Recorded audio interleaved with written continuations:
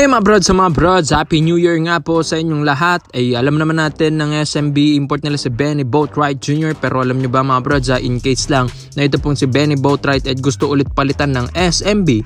Dahil kilala naman natin ang SMB na puro palit ng import, hindi sila mapakali talaga. Yun nga, may malaking offer sila dito po kay Terrence Jones. Yes mga brods, alam naman natin si Terrence Jones ay nasa Piratas de Quebradilla sa Puerto Rico mga kabrods. Ay gusto ngang offeran or i-buyout yung contract doon ni Terrence Jones ng SMB dahil alam naman natin ng SMB kaya nilang magbigay ng kahit anong bagay yan mga brods, kahit gano'n pa kalaki, basta nga lang maganda ang kanilang import. Hindi naman na rin bago si Terrence Jones dito sa atin sa PBA dahil yun nga nakapaglaro na rin ito sa TNT Tropang Giga at yun nga mga brods, hindi na rin din bago ito na kapag yung rights mo na sa ibang kupunan, kaya ka pa rin gawing import ng ibang kupunan. Like dito nga diba, Tony Bishop rights siya sa Meralco Bolts pero nasa na siya ngayon, nasa Barangay Ginebra, San Miguel na. Kilala rin naman natin si Terrence Jones bilang isang magaling na import talaga ng PBA and yun nga si Benny Boatwright Jr. mga brods, magaling-galing din naman ito pong player na ito. Katunayan nga nakapanalo na rin ito sa SMB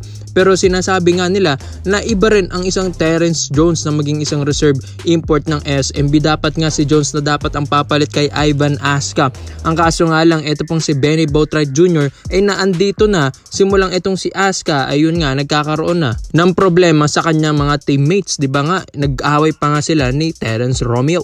So ito na nga pong si Terrence Jones, pwede rin talaga itong maging replacement import ng SMB. Lalong-lalo na ito pong SMB kailangan talaga nila ng malaki-laking import. Like ito pong si Benny Boatwright, malaki rin naman ito, 6'10". 6'9" naman si Terrence Jones. Bakit nga ba nagpapalaki ng SMB?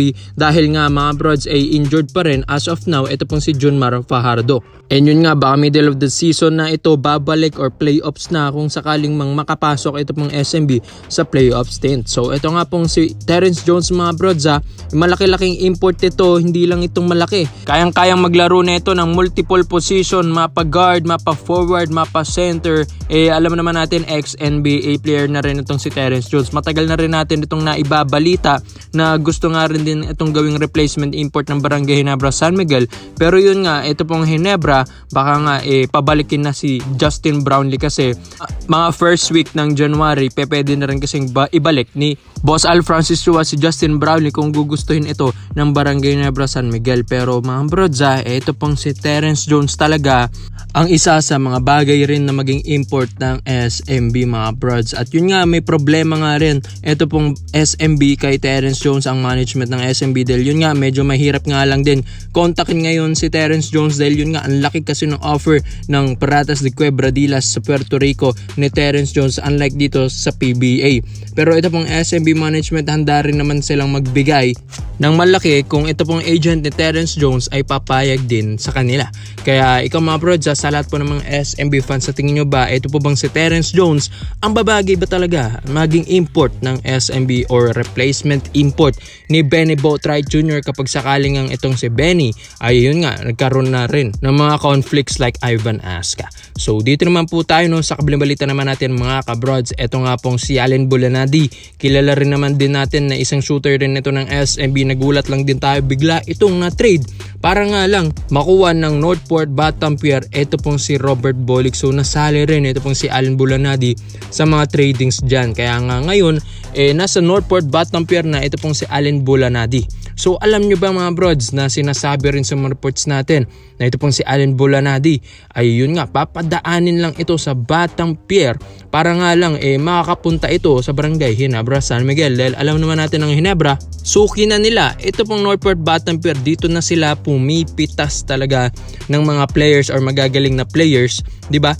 Dito nga sa Batang Pier kung mapapansin nyo halos lahat ng mga players dyan ay galing sa SMC teams, Aaron Santos, Arvin Tolentino at iba pa. So ito nga po si Allen Bulanadi ay knowing na nandito na sa Northport Bottom Pier, farm team ito ng Barangay Ginebra San Miguel mga brods, ay pwede na talaga nila itong kunin agad dahil alam na naman natin ang Northport Bottom Pier kapag binigyan mo ito ng under the table na mga pera or yung mga under the table na bulong ni Boss Al Francis Chua ay mapapakagat talaga sila kapag itong si Allen Bulanadi ay mapunta na talaga sa Barangay Ginebra San Miguel. Ay kilala rin naman natin ng Ginebra gusto rin naman nila ng mga magagandang shooters.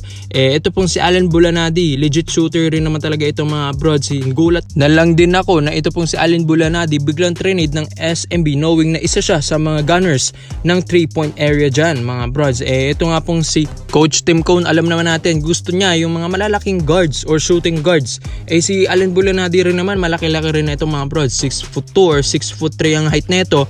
Magiging boost ito para sa Barangay Ginebra San Miguel in multiple positions and magiging two-way player siya dahil pwede niya gamitin ito pong si Allen Bulanadi sa opensa at depensa mga kabrods. At ito pong Ginebra ay kalala rin naman natin na ito pong si Jeremiah Gray na nagpapagaling pa rin sa ACL.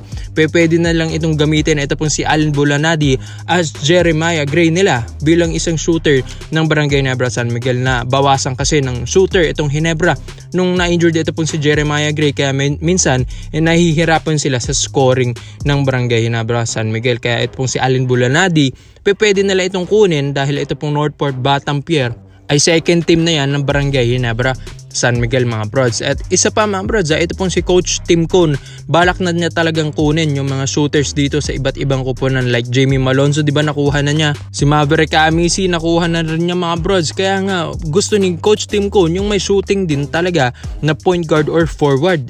Gusto rin ni Coach Tim Cone na dun nga umabol sa mga trade deadlines dito sa PBA dahil alam naman natin na ito pong Barangay Ginebra San Miguel, sila ang defending champions ngayong Commissioner's Cup 2023. Kaya gagawin talaga lahat ng Barangay Ginebra makuha lang ulit ang kampyonato. Bay Area Dragons nga na super team, tinalo nila. How much more ito pong mga kupunan na locals dito sa PBA. So kayang-kaya nila yan mga broads. Ang kaso nga lang hindi na si Justin Brownlee ang kanilang import, which is ito pong si Tony Bishop na. At yun nga, iniisip rin nila na baka palitan si Bishop kapag yung production ng numero or numbers na binibigay ni Bishop every game ay bumaba ng bumaba. So ito pong Barangay Ginebra San Miguel, imbes sa import na sila umaasa dahil malaki rin naman ang respeto nila kay Tony Bishop, why not local players ang kanilang kukunin like mga shooters ganito ni Allen Bulanadi mga broads. So malakas din naman talaga ito pong si Allen Bulanadi. Hindi ko nga lang alam, baka yun nga lang mga broads may plano ang SMB kaya binitawan nila ito pong si Allen Bulanadi mga broads. Pero ang Ginebra pwede talaga, babagay rin naman talaga sa sistema ni Coach Tim Cone ang mga shooters like Allen Bulanadi. Pero ikaw mga broads, sa lahat po ng mga Barangay Ginebra fans, sa tingin nyo ba, babagay ba ito pong si Allen Bulanadi sa Barangay Ginebra San Miguel ngayong Commissioner's Cup 2023? At sa tingin nyo ba, dapat bang makuha na rin nila agad ito bago pa man mag-playoffs? Baka nga alanganin pang Ginebra kapag itong Ginebra ay tuloy-tuloy ang kanilang mga talo. So salamat po sa panonood mga broads. This is Overrated Highlights. Happy New Year. Yun lang. I'm out.